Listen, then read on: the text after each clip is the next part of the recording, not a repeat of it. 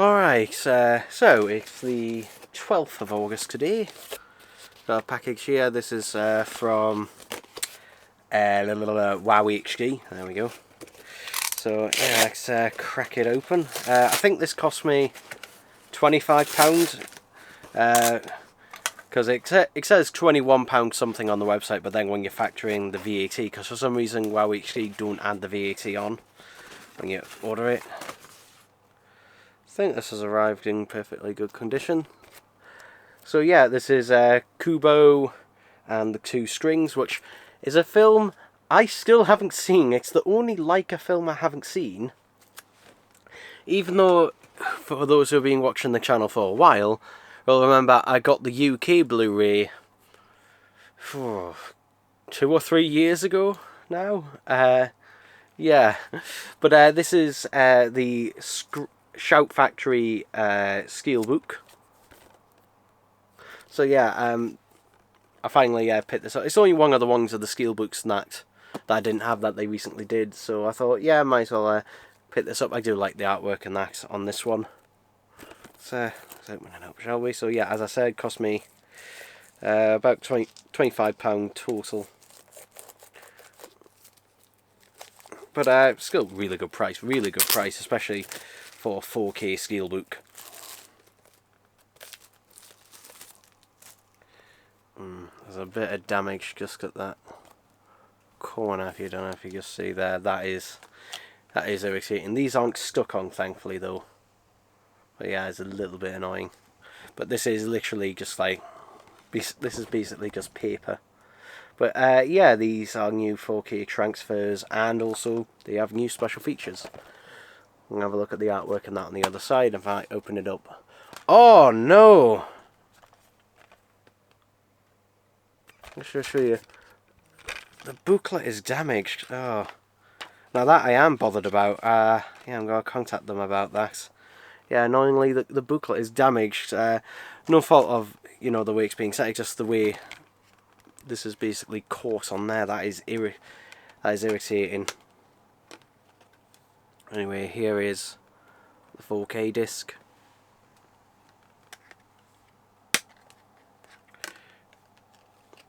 And the standard Blu-ray as well, which will still be an improvement over the original Blu-ray release because it's basically a step down for that 4K transfer, where the original was a 2K master. And yeah, there we go. I might message Wow HD and see what they say, because the booklet is an annoyance being damaged. And that the slip thing, because I'm not too fussed on that. And, yeah, that having some damage and that to it. What I might do actually is fold it out a bit and put it in the other way around, and hopefully it might flatten its. There we go. If I put it in the other way around like that, hopefully it might flatten itself out in time.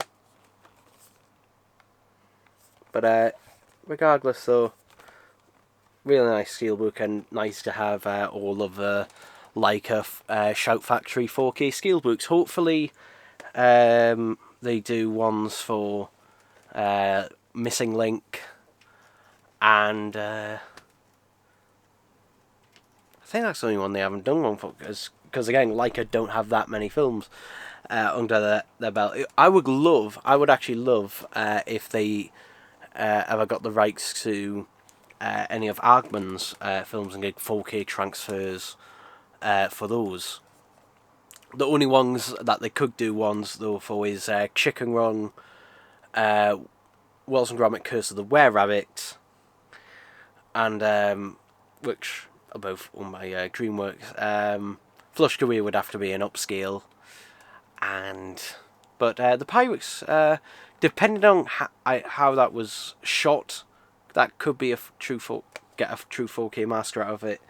In terms of the original Wallace and Gromit shorts, unfortunately, those can never be true 4K because they were shot on 16mm film, which is equivalent to 2K, but still, even regardless of that, it would still, you know, be an improvement, especially, you know, with HDR. I mean, Shout Factory always go the extra mile. Basically, I think all of Shout Factory's releases, at least all the ones that I've ever owned, all have Dolby Vision, and I think they all have Dolby Atmos soundtracks. I think, because this one actually, I know there was a sticker on the front saying so. Yeah, yes, Dolby Vision and Dolby Atmos. Hooray! Though that is obviously only on the 4K disc. On the Blu-ray disc, it's a DTS master. So yeah, I mean, to me, doesn't really matter, to be honest. For me, it's more about, does it sound good? Because it, you know, I'm less bothered about the surround sound experience, more just about basically the quality of the audio and that itself. So, but yeah, there we go, people. There we go. Okay, so it's the 15th of August today.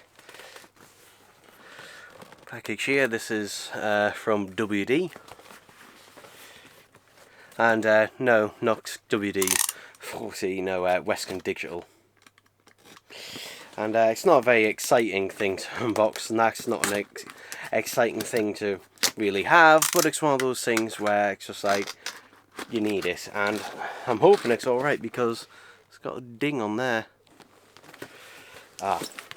And this is one of their recertified drives, which I have bought from them before. And in fact, I'm still using it to this day. And their recertified drives, at least from the experience I've had before, like, tend to be basically indistinguishable. If I can say indistinguishable from like something that's brand new, but obviously it's cheaper. So this is an 8TB. Warranty void if sealed tampered.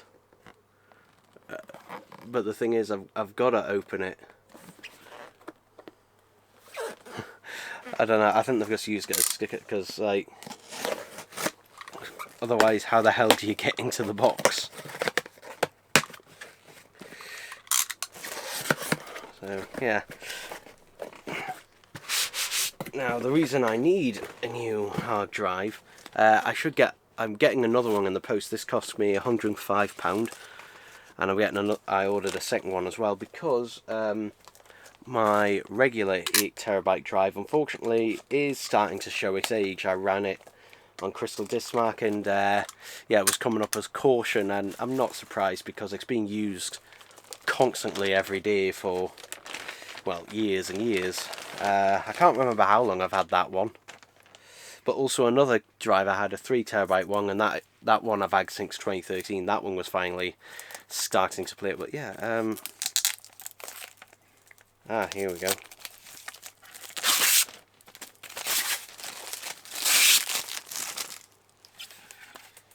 So yeah, no, I think probably the caddy that they put them in is probably brand new Excel, but yeah, basically you would never ever know.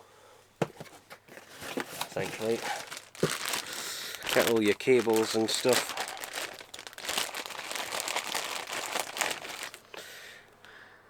Now let's get. Unfortunately, since this one is one of their older designs that they're still making, it is micro USB 3.0, which, yeah, I mean, to be honest, I'm not too fussed on it, since generally it will just be constantly plugged in, so that's fine on that regard. Did they give me... Okay, the UK one's already pre-installed, okay. That's fine, I thought that gave me a UK plug on it. Because that would be concerning. I think this is a slightly different power adapter to the others. Let's open it up. There we go. So yeah, the old drive, which is over here. I've only recently put labels and that on it. This is an old Seagate Backup Plus. And what makes it a Backup Plus is it has two USB 3.0 connectors in the front. There we go. Which is something I really miss on them. Yeah, something I do miss on them, because having the ports on the front meant it was very useful for daisy chaining the drives together. But unfortunately, you know, they don't. I mean, Seagate still do make hard drives with those on there. They're not the backup pluses anymore, though. They're some other one. And unfortunately, those ones cost more just for the two ports at the front. And one of them is a USB-C port and the other is a USB-A. So, yeah, a bit unfortunate about that. But regardless, anyway. I've had the Seagate one unplugged and that, and haven't been using it because I don't want to risk anything more happening in that to it. And also I realised I should probably space my drives out a little bit more as well. So yeah. But yeah, that's it. I've now got the process of basically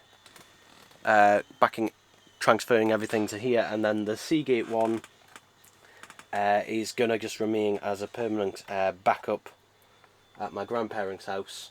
I'm gonna take it there, where it can then basically just forever just be a backup.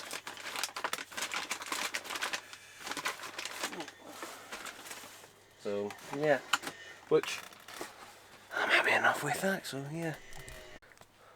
Alright, so it's still the 15th of August. There's a mop that is managed to get in my room through the open window. So yeah, to update things, the hard drives, when I was copying stuff across, there was a couple of files on there that it is running an issue with. I might try those later. Someone else said, rather than trying copying it across, upload it to cloud storage, which I might do. Because it's the I/O error, so might try that. When I was out today, though, bought some of these. Thanks. These are desk tidies. You might, if I put them, set them like that, you'll probably recognise them a bit better. But yeah, these are from Wilco. Now, they had these in black, silver, and gold. And the black and silver ones were £4 each per tidy. But for some reason the gold ones were only 35p each, and it didn't say special offer or anything, it's like 35p. So yeah, they had 5 of them, and I bought all 5, and these are going to be what my external hard drives go into, basically to one, because these are very good for ventilation and that, and some people may be worried about static build-up, but it should be alright. Ooh, another error. I'm going to take a screenshot of that while I was doing this. Literally came up with an error. It's the error X0X800701E3 failed due to fatal hardware error. So yeah, though it looks like it's just a piece of old footage, so yeah, you know, hopefully it's nothing. I don't think it should be anything vital. It looks like it's off my old camera and that, so yeah, what I'm going to do with that is just skip that one, and hey, it's off again. So yeah, I'm taking a log of all the things that come up as errors, and then at a later date, or well, after it's gone, I might go back and try and do it again. We'll see, I'll try different things, so I'll just get as much stuff off it as possible. Now, something else I'm going to be doing. These are my Sony earphones. These are the Sony, you might recognise it there, the Sony WF 1000 XM4s.